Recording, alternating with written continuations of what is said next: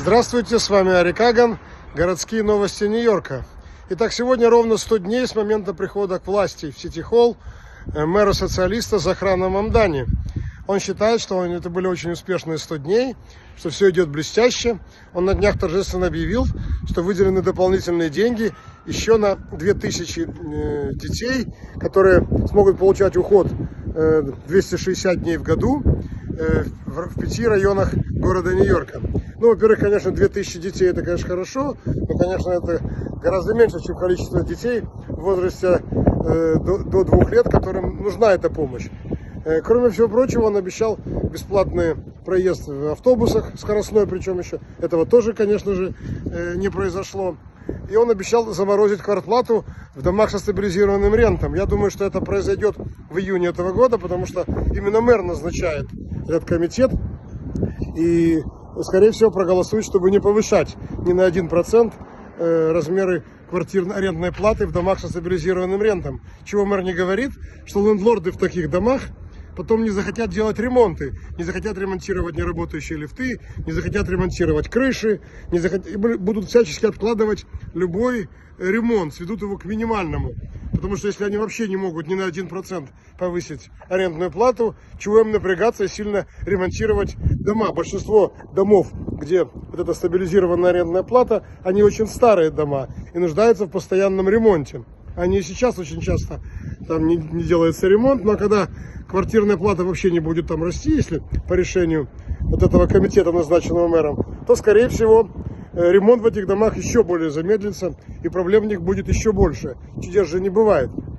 Кроме того, мэр не рассказывает сегодня, в пятницу, когда у него 100 дней, что происходит в Нью-Йоркском метрополитене. С 1 января этого года уже 9 человек погибли под колесами поездов. Их туда бросили преступники, толкнули. В одних случаях это были бездомные, в других случаях это были какие-то сумасшедшие, в третьих случаях это были откровенные преступники, которые знают, что им ничего за это не будет. У нас в городе, в штате Нью-Йорк, все чаще и чаще преступники, совершающие серьезные преступления, в том числе даже убийства, чаще всего отделываются легким испугом. Это происходит очень и очень часто, и все преступники про это знают.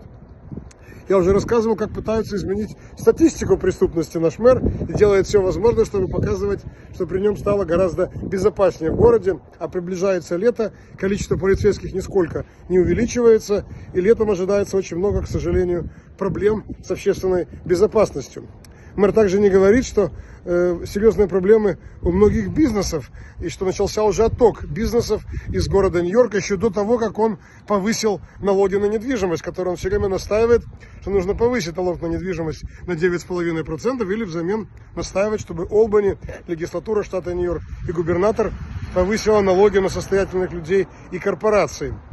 Это его как бы главная теория и главная задача — повысить налоги тем или иным категориям населения. Между тем, очень серьезная проблема у губернатора Кэти Хокул. С одной стороны, у нее выборы в этом году в ноябре, и она не хочет повышать налоги, и даже заявила, что у нас очень высокие цены, тарифы на электричество и газ. Но она не говорит, кто в этом виноват. Виноваты в этом левые демократы легислатуры штата Нью-Йорк и сама губернатор Кэти Хокул. Когда они запретили добычу природного газа в штате Нью-Йорк, закрыли атомную станцию в Индиан-Пойнт, объявили, что нужно все здания в городе штате Нью-Йорк переводить только на электричество, запрещают газовые плиты и так далее. Это все приводит в итоге к подорожанию цен, тарифов на электричество и газ. И вот теперь у нее выбор, она думает также отбиться от обвинения, что такие дорогие цены, и пытается ослабить некоторые положения демократами же принятого закона 2019 года о борьбе с переменами климата. Уже она забыла и про климат, и про перемены, думает только про свои выборы в ноябре. Тем временем опросы общественного мнения показывают, что, например, рейтинг мэра Захрана Мамдани менее 50%, 48-47%. Разные опросы, конечно, проводят и более консервативные организации, и более либеральные, но все равно во всех этих опросах менее 50% его рейтинг. При том, что в первые 100 дней рейтинг мэра, например, Эрика Адамса был более 60%. Рейтинг Майкла Блумберга после первых 100 дней тоже был более 60%.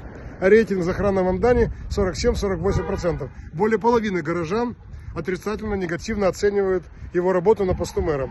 Ну и у Кэти Хокл такие же проблемы. С каждым вопросом разрыв между ней и ее главным республиканским оппонентом Брюсом Блейкманом сокращается с каждым месяцем. Ей это, конечно же, не нравится. И вот она теперь вдруг озаботилась ценами, тарифами на электричество и газ. Но она не говорит, что именно она сама и виновата в том, что эти цены беспрерывно растут. Будем надеяться, что все-таки в ноябре избиратели нашего штата выскажут свое мнение по поводу того, кто именно должен управлять нашим штатом и кто руководить должен в Ассамблее и в Сенате штата Нью-Йорк. С вами был Ари Каган. Всего вам самого-самого доброго.